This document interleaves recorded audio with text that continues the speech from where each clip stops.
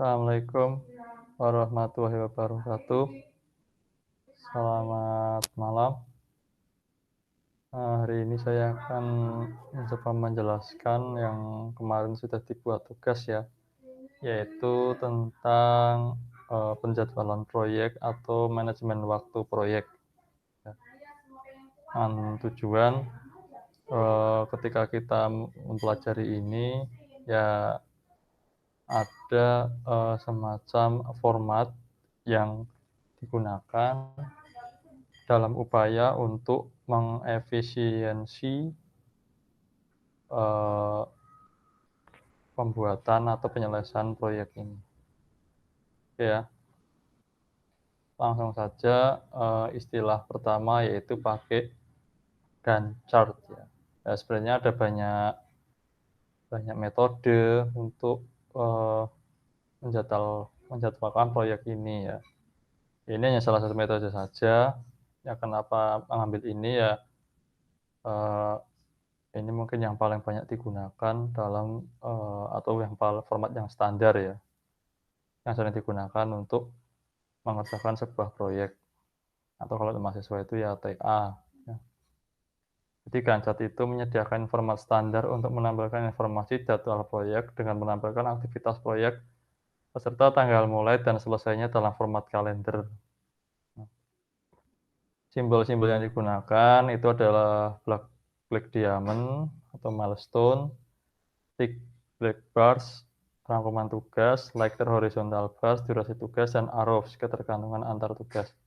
Ini nanti bisa dilihat di Microsoft Project. Ya. Microsoft Project itu salah satu aplikasi dari Microsoft yang digunakan untuk menyusun jadwal proyek. Ya. Jadi silahkan bisa latihan di situ. Ya.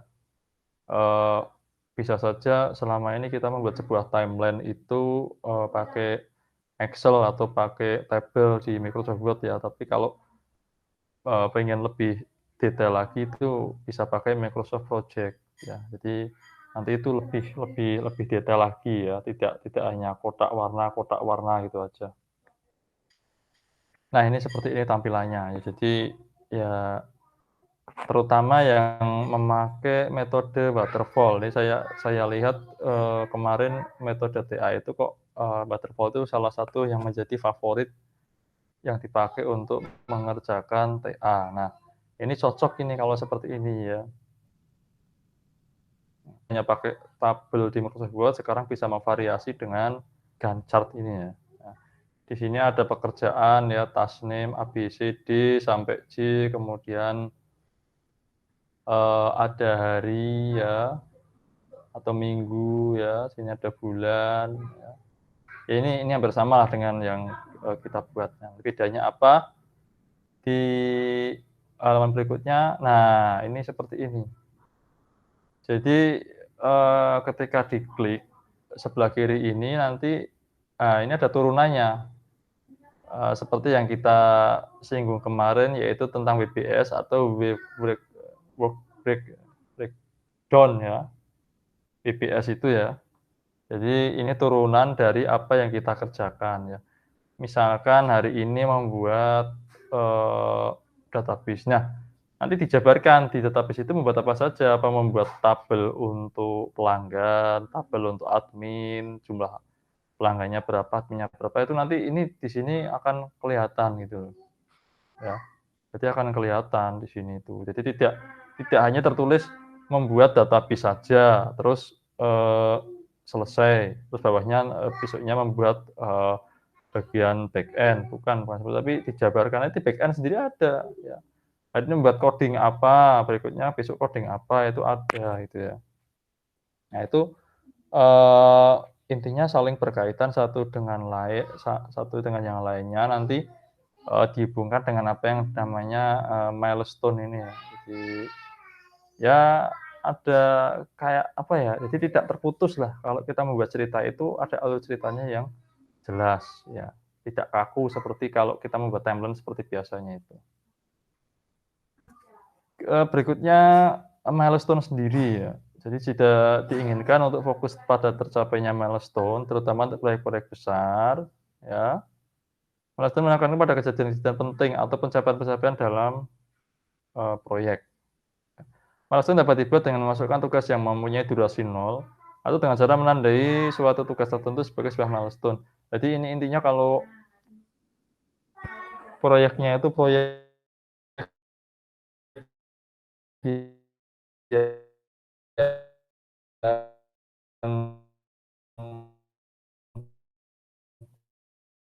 kita anggap proyek itu proyek besar ya, ATA ini ya, informasi. Jadi saya ambil contoh data pusat itu kan sesuatu yang vital di sebuah, website yang dinamis ya, harus teknologi yang dinamis. Nah, berperan ya, jadi di situ. Nah, measurable, achievable,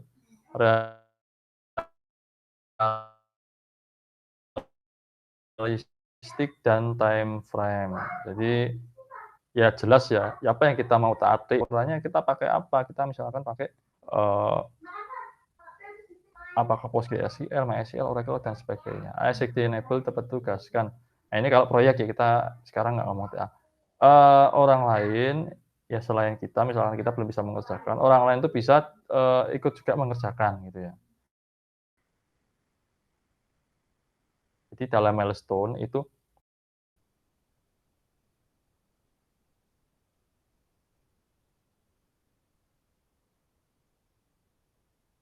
tidak di-handle sendiri gitu ya, tapi tetap, ada, eee, ya lebih dari satu orang yang realistis itu maksudnya ya, ya ini nyata kita ngerjakan proyek yang benar itu, sungguh-sungguh bukan hanya merancang saja tapi mengerjakan. Time frame itu jelas, waktunya, hari Senin ngapain, hari Selasa itu. Berikutnya tracking kan, ini kalau di Microsoft, Project itu bisa di-tracking ya. Jadi misalkan nih kemarin, hari ini kita mengerjakan kok ada error atau kesalahan. Kita ngulang lagi, kemarin itu kita mengerjakan apa, misalkan coding A itu terjadi dari 5 baris ya. Ternyata ketika ngerjakan baris keempat itu terjadi error, eee, kita akan menge-track itu. Nah, kita bisa melihat baris ketiga itu kita ngoding apa. Nah, itu bisa di-track ke situ, karena ada catatannya di plan dates atau rencana mengerjakan. Terus ada actual dates, jadi ada rencana, ada aktualnya, ya. Jadi bisa di-tracking dari situ. Berikutnya ada sila CPM. CPM adalah teknik membuat diagram jaringan yang digunakan untuk memperkirakan durasi proyek total. Jadi ini membuat diagram jaringan ya, kira-kira durasi proyeknya berapa, 4 bulankah, 5 bulankah ya. Nah, critical path untuk sebuah proyek adalah serangkaian aktivitas untuk yang menentukan waktu tersingkat untuk penyelesaian proyek. Jadi ini bisa membuat semacam, option yang, eee, memilih aktivitas yang waktu proyek itu butuh, tenaga, butuh dana yang lebih besar dari kalau misalkan proyek itu singkat. Nah, ketika path adalah jalur terpanjang, melalui diagram jaringan dengan jumlah select atau float paling sedikit. Ya, jadi ya intinya itu tadi, ya waktunya sedikit tapi jalurnya terpanjang, tapi waktunya dibuat sedikit, ya. Terpanjang di sini mungkin maksudnya detail gitu ya, lebih detail, tapi dibuat lebih sedikit time-nya atau efisiensinya itu sangat efisien. Slack atau float adalah jumlah waktu sebuah aktivitas dapat ditunda tanpa menunda aktivitas berikutnya atau tanpa menunda tanggal penyelesaian proyek. Jadi, ini mungkin tidak prioritas kemudian ditunda dulu, tapi aktivitas berikutnya jangan ditunda, tetap dikerjakan, ya, intinya seperti itu. Cara menghitung critical path yaitu buatlah diagram jaringan yang baik, kemudian tambahkan estimasi durasi untuk semua aktivitas pada setiap jalur melalui diagram jaringan. Jadi kalau kita itu membuat sebuah timeline itu, minimal ya diberikan tambahan estimasi lah, misalkan, sehari, jangan sehari pas ya mengerjakan, pekerjaan A ini sehari, jangan sehari pas, tapi sehari lebih setengah itulah. Nah, atau sekitar 36, jam ya, 36 jam. Kemudian jalur terpanjang merupakan vertikal pad tadi sudah dibahas. Jika satu atau lebih aktivitas pada vertikal pad ternyata membutuhkan waktu yang lebih panjang daripada yang direncanakan, maka jadwal proyek akan menjadi meleset kecuali manajer proyek itu mengambil tindakan koreksi. Jadi ini ada unsur manajerial di sini ya.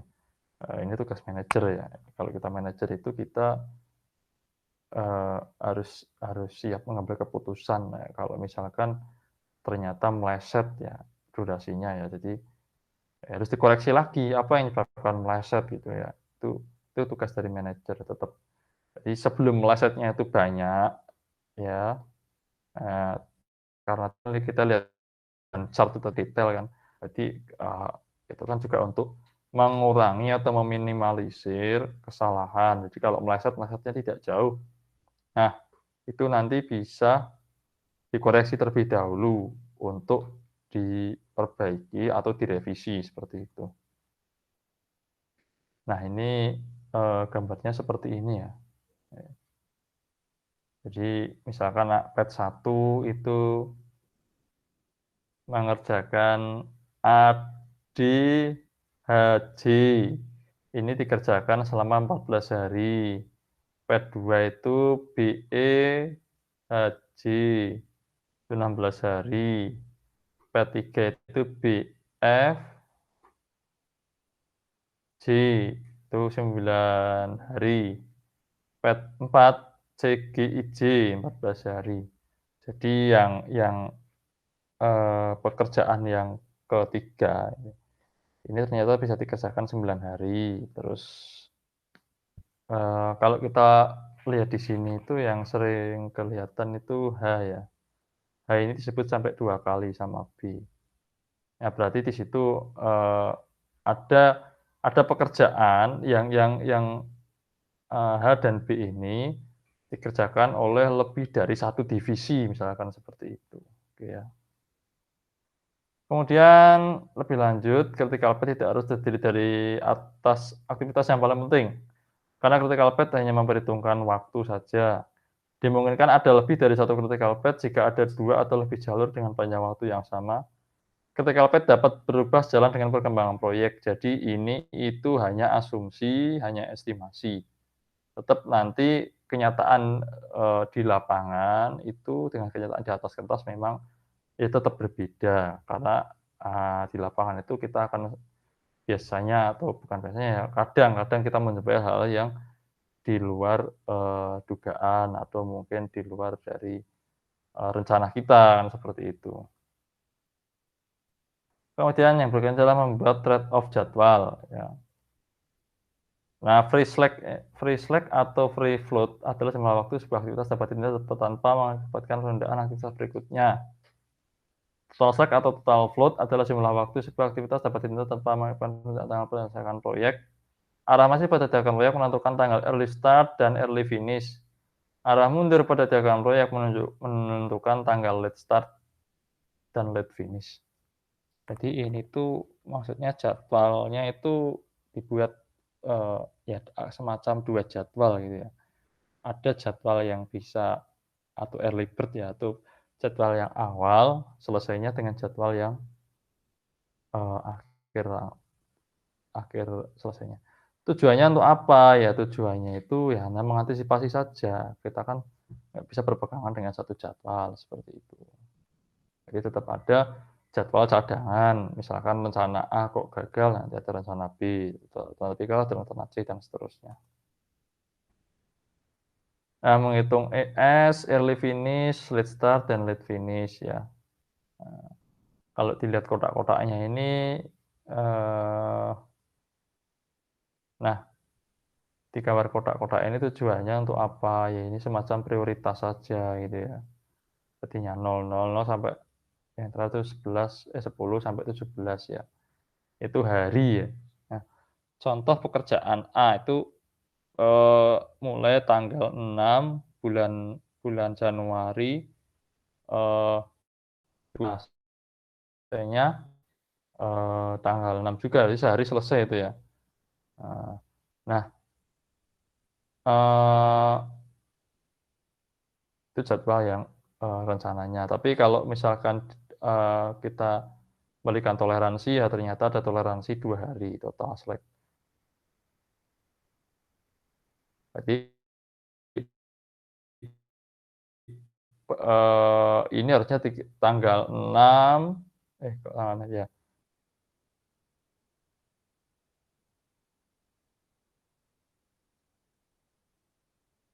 bukan tanggal 6 ya, bulan 6 tanggal 2 ini minimal kalau sudah selesai. Jangan sampai tanggal 3-nya, ini penanggalan Inggris kayaknya, bulan dulu, hari baru tahun. Soalnya apa, sebaiknya, 1 hari itu digunakan untuk melakukan revisi, ya, dan seterusnya seperti itu, yang sampai bawah ini. Ya ini yang membuat ya kita ya, satu satu satu tim ya. Kemudian, istilah memperpendek jadwal proyek. Memperpendek gunanya untuk apa sih? Ya ini jelas penghematan tenaga dan penghematan anggaran gitu ya. Ada 3 cara, yaitu memperpendek durasi aktivitas yang paling penting dengan menambah sumber daya atau mengubah lingkup. Maksudnya, orangnya yang mengerjakan ini ditambah gitu ya, sumber daya manusia misalkan ditambah. Kemudian lingkupnya disempitkan ya.